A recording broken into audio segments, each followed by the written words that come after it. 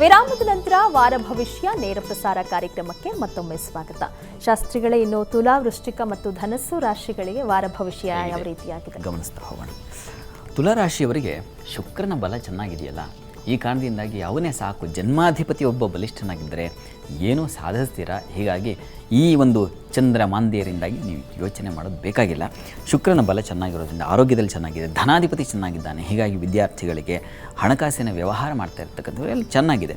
ಚಂದ್ರ ನಿಮ್ಮ ರಾಶಿಯಿಂದ ಈ ವಾರದ ಆದಿಯಲ್ಲಿ ಗಮನಿಸ್ಕೊಂಡ್ರೆ ಅಲ್ಲಿ ಪಂಚಮ ಸ್ಥಾನದಲ್ಲಿದ್ದಾನೆ. ಮನಸ್ಸಿನ ಸ್ಥಾನ ಅದು. ಸ್ವಲ್ಪ ರಾಡಿ ಮಾಡ್ಕೊಳ್ತೀರಾ ವೃತ್ತಿ ವಿಚಾರದಲ್ಲಿ.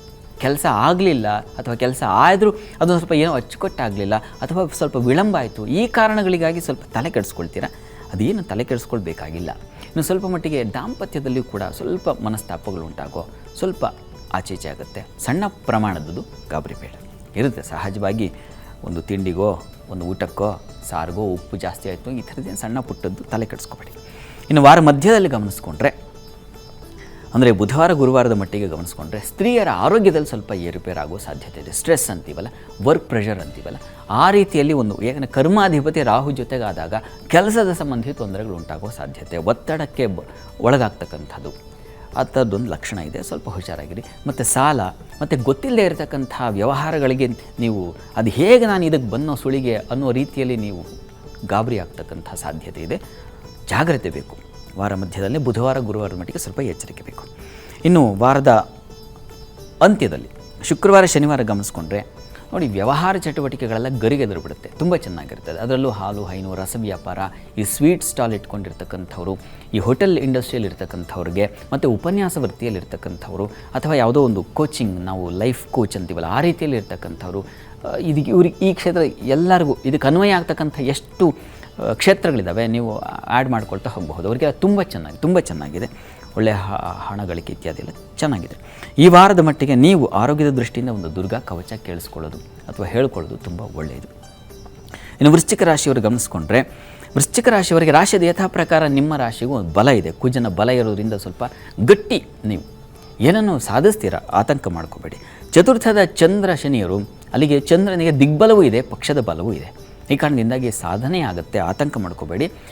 ಈ ಪ್ರಯಾಣದಲ್ಲಿ ಸ್ವಲ್ಪ ಎಚ್ಚರ ವಹಿಸಬೇಕು. ಅದರ ಹೊರತಾಗಿ ಸ್ವಲ್ಪ ಉದರ ಬಾಧೆ, ಮಕ್ಕಳ ವಿಚಾರದ ಸ್ವಲ್ಪ ಕಿರಿಕಿರಿ ಆಗುತ್ತೆ. ಸರಿ ಎಕ್ಸಾಮ್ ಬರೀಲಿಲ್ಲ ಅಥವಾ ಎಕ್ಸಾಮ್ ಹರಿಬರಿ ಆಗೋಯಿತು, ಗಡಿಬಿಡಿ ತಯಾರಿ, ಇದೆಲ್ಲ ಈ ಥರದ ಒಂದು ಟೆನ್ಷನ್ ಅಂತೀವಲ್ಲ, ಅದು ಉಂಟಾಗುವ ಸಾಧ್ಯತೆ ಇದೆ ವಾರದ ಆದಿಯಲ್ಲಿ. ಇನ್ನು ವಾರ ಮಧ್ಯದಲ್ಲಿ ಗಮನಿಸ್ಕೊಂಡ್ರೆ ಸ್ವಲ್ಪ ಪ್ರಯಾಣದಲ್ಲಿ ಎಚ್ಚರಿಕೆ ತೊಗೋಬೇಕು. ಸ್ನೇಹಿತರ ವಿಚಾರದಲ್ಲಿ ಹಳೆಯ ಮಿತ್ರರು ಅಂತೀವಲ್ಲ, ಮರ್ತು ಹೋಗ್ಬಿಟ್ಟು ಯಾವುದೋ ಒಂದು ಕಾಲ್ ಮಾಡಲಿಲ್ಲ ಅಥವಾ ನೀವು ಕಾಲ್ ಮಾಡಬೇಕಾಗಿತ್ತು, ಇದು ನಿಮಗೆ ನೋಡಿ ರಾಡಿ ಮಾಡುತ್ತೆ ವಾರ ಮಧ್ಯದಲ್ಲಿ ಬುಧವಾರ ಗುರುವಾರದ ಮಟ್ಟಿಗೆ. ಇದ್ರ ಬಗ್ಗೆ ಸ್ವಲ್ಪ ಗಮನ ಹರಿಸಿ. ಇನ್ನು ವೃತ್ತಿಯಲ್ಲೆಲ್ಲ ಚೆನ್ನಾಗಿದೆ, ಆತಂಕ ಮಾಡ್ಕೋಬೇಡಿ. ಹಣಕಾಸಿಗೆ ತೊಂದರೆ ಇಲ್ಲ. ವಿದ್ಯಾರ್ಥಿಗಳಿಗೆ ಅನುಕೂಲಕರವಾಗಿದೆ. ನೀವು ವಾರ ಮಧ್ಯದಲ್ಲಿ ಚೆನ್ನಾಗಿ ಅಭ್ಯಾಸ ಮಾಡಿ ಚೆನ್ನಾಗಿ ತಯಾರಿ ಮಾಡ್ಕೊಳ್ಳಿ, ಇದೆಲ್ಲ ತುಂಬ ಚೆನ್ನಾಗಿದೆ. ಆ ಬಲ ಖಂಡಿತ ಇದೆ. ಇನ್ನು ವಾರಾಂತ್ಯದಲ್ಲಿ ಗಮನಿಸ್ಕೊಂಡ್ರೆ ಅಂದರೆ ಶುಕ್ರವಾರ ಶನಿವಾರದ ಮಟ್ಟಿಗೆ ಎಲ್ಲ ವೈಷಮ್ಯಗಳಿಂದ ಎಲ್ಲ ತೊಡಕುಗಳಿಂದ ಹೊರಬರ್ತೀರಾ, ಯೋಚನೆ ಮಾಡಬೇಡಿ.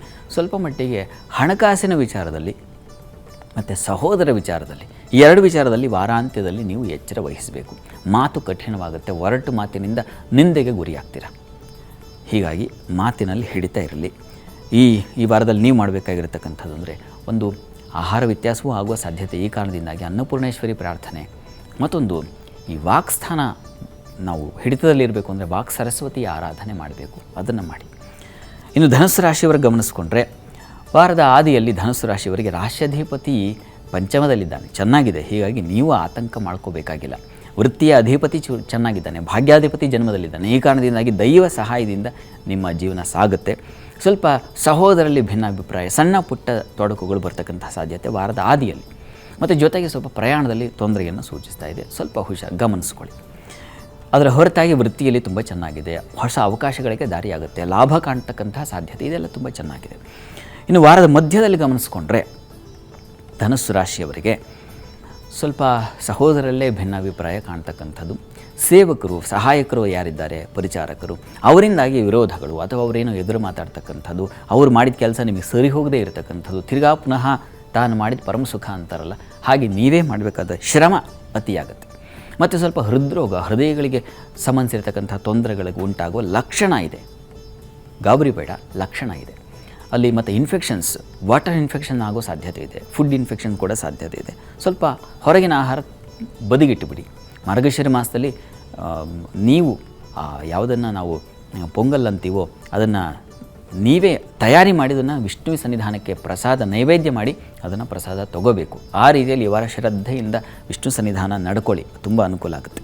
ಇನ್ನು ವಾರಾಂತ್ಯದಲ್ಲಿ ಗಮನಿಸ್ಕೊಂಡ್ರೆ ನಿಮಗೆ ತುಂಬ ಚೆನ್ನಾಗಿದೆ. ಬುದ್ಧಿಬಲದ ಒಂದು ಚಿಗುರುವಿಕೆ, ನಿಮ್ಮ ಹೊಸ ಆಲೋಚನೆ, ಏನು ವಿಶಿಷ್ಟವಾದ ಶಕ್ತಿ, ಮನೋಬಲ ಗಟ್ಟಿಯಾಗುತ್ತೆ, ಬುದ್ಧಿಬಲ ಗಟ್ಟಿಯಾಗುತ್ತೆ. ಮನಸ್ಸು ಬುದ್ಧಿ ಗಟ್ಟಿಯಾಗಿಬಿಟ್ರೆ ಹಿಡಿಯೋರಿರಲ್ಲ, ಹಾಗೆ ಚೆನ್ನಾಗಿದೆ. ಆದರೆ ಸ್ವಲ್ಪ ಆರೋಗ್ಯ ವ್ಯತ್ಯಾಸ ಆಗುವ ಸಾಧ್ಯತೆ ಇದೆ, ಸ್ವಲ್ಪ ಹುಷಾರು. ನವಗ್ರಹ ಕವಚವನ್ನು ಕೇಳಿಸ್ಕೊಳ್ಳಿ, ತುಂಬ ಸಹಾಯವಾಗುತ್ತೆ. ಏನಂಥ ಪ್ರಮಾದ ಏನು ಕಾಣ್ತಾ ಇಲ್ಲ, ಹೀಗಾಗಿ ಧನುಸ್ಸು ರಾಶಿಯವರು ಹೆದರಬೇಕಾದ್ದಿಲ್ಲ. ಮುಖ್ಯವಾದ ಅಂಶ ಕರ್ಮಾಧಿಪತಿ ಭಾಗ್ಯಾಧಿಪತಿ ಜೊತೆಗಿದ್ದಾಗ, ಗುರುವಿನ ದೃಷ್ಟಿ ಬೇರೆ ಇದ್ದಾಗ ಹೆದರಬೇಕಾದ್ದಿಲ್ಲ. ಚೆನ್ನಾಗಿದೆ ಧನುಸ್ಸು ರಾಶಿಯವರಿಗೆ. ಇದು ಧನಸ್ಸುವರೆಗಿರ್ತಕ್ಕಂಥ ಫಲ. ಸರಿ ತುಲಾ, ಶಾಸ್ತ್ರಿಗಳೇ. ವೃಶ್ಚಿಕ, ಧನಸ್ಸು. ವೀಕ್ಷಕರೇ, ಇನ್ನುಳಿದ ರಾಶಿಗಳ ಬಗ್ಗೆ ಸಹ ಮಾಹಿತಿಯನ್ನು ತಿಳಿಸಿಕೊಡಲಾಗುತ್ತೆ. ಈಗ ಕಾರ್ಯಕ್ರಮದಲ್ಲಿ ಪುಟ್ಟದೊಂದು ವಿರಾಮ.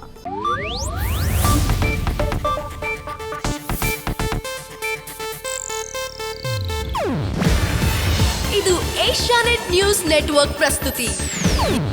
ನೀವು ನೋಡ್ತಿದ್ದೀರಾ ಏಷ್ಯಾನೆಟ್ ಸುವರ್ಣ ನ್ಯೂಸ್.